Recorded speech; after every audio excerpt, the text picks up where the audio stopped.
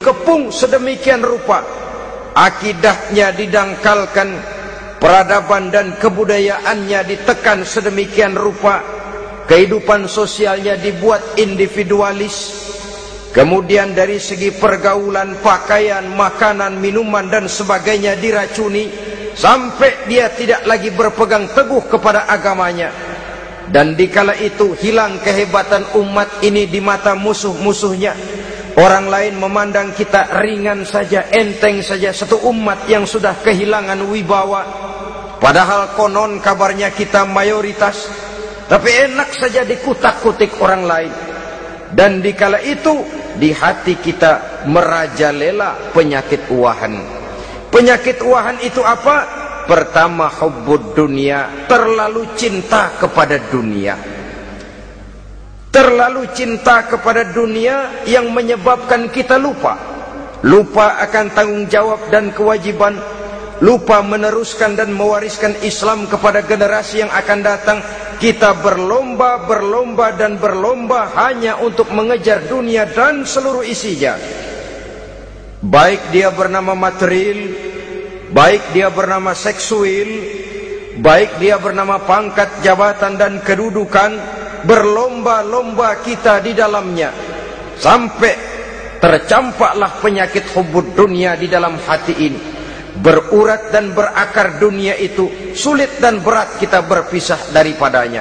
Akibatnya kemauan untuk berbuat demi dan atas nama agama sangat sulit terwujud di dalam kehidupan ini.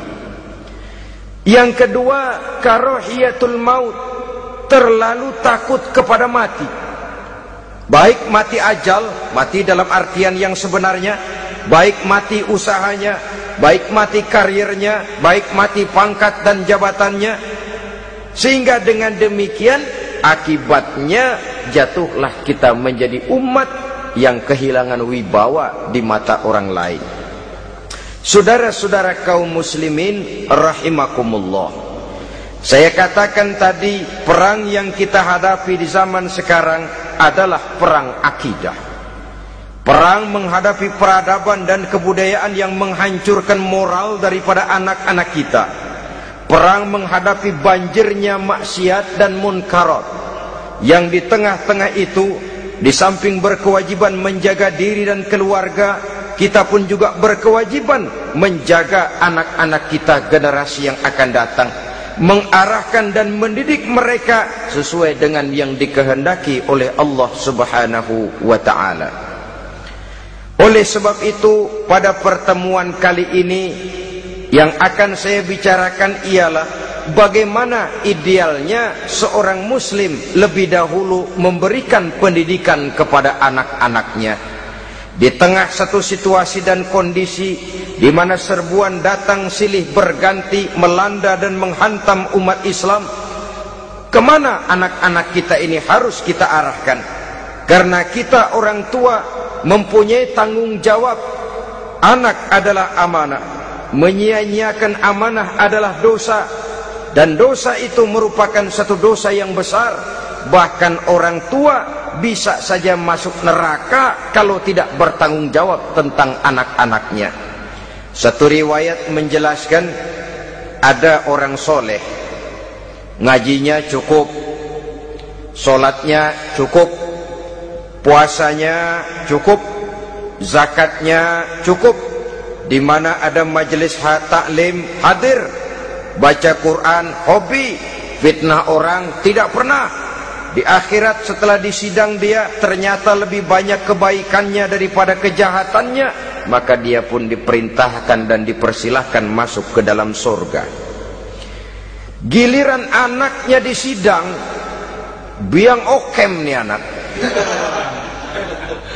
Ditanya, siapa Tuhanmu? Tidak tahu. Siapa nabimu? Ente nyaho.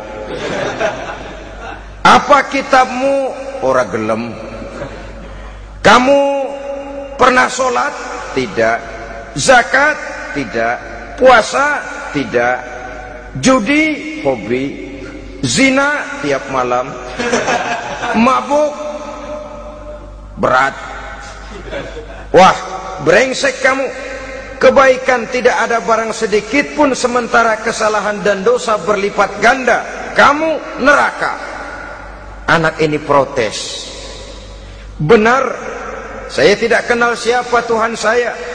Saya tidak tahu siapa Nabi saya. Saya tidak tahu kitab suci dan kiblat saya. Saya tidak sholat, tidak zakat, tidak puasa. Tiap malam saya judi, saya zina, saya mabuk. Tapi saya kerjakan semua itu karena saya tidak tahu dan orang tua saya tidak pernah memberitahu saya.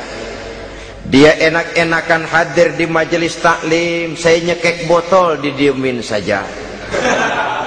Dia enak-enakan baca Quran, saya zina, didiamkan saja. Saya bukan tidak mau, orang tua saya sama sekali tidak pernah mendidik saya. Dia mau benar sendiri. Maka kalau sekarang saya harus masuk ke dalam neraka, saya menuntut agar orang tua saya ikut sama-sama bergabung dengan saya ke dalam neraka. Gara-gara dia tuh saya jadi begini. Orang tuamu yang mana? Tuh, yang barusan mau ke surga. Ini orang tua yang sudah mau berangkat ke surga dipanggil. Sebentar dulu mas. Ini benar anak kamu? Iya pak. Waktu di dunia kamu tidak pernah ajarin dia ngaji? Sampai dia tidak kenal Tuhannya, tidak kenal nabinya, tidak kenal kiblat dan kitab sucinya? Iya pak. Dia tidak sholat, kamu diamkan saja. Dia tidak puasa, tidak zakat, kamu bersikap masa bodoh. Bahkan dia judi, dia zina, dia mabuk, kamu pun berdiam diri saja. Iya pak. Tahukah kamu bahwa anak ini adalah amanah?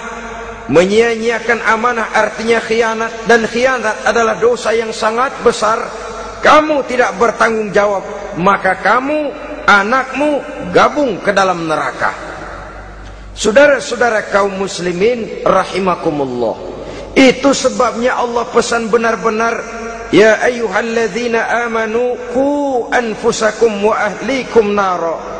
Hai orang-orang yang beriman, jaga dirimu dan keluargamu, istri, anak, orang-orang yang menjadi tanggung jawab dan kewajiban kita, jaga dan pelihara mereka dari api neraka.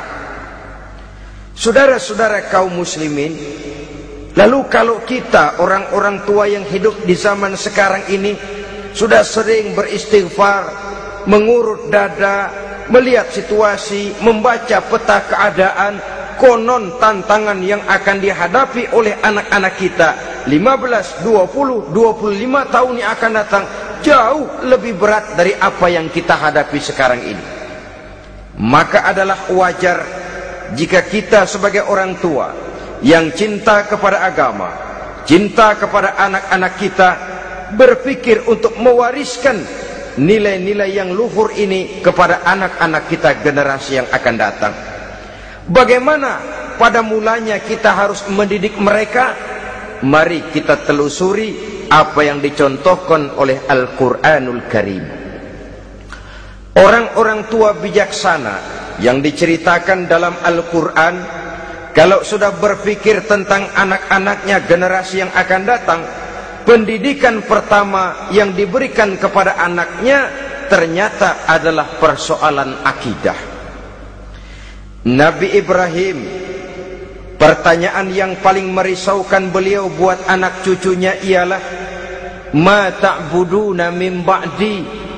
Saudara bisa lihat surah Al-Baqarah ayat 133. Anak-anakku, kalau pada satu saat nanti aku, ayahmu ini sudah tidak ada lagi, meninggalkan kamu semua, meninggalkan kehidupan dunia ini, ma ta'buduna min ba'di, apa yang akan kamu sembah nak kalau ayah sudah tidak ada lagi?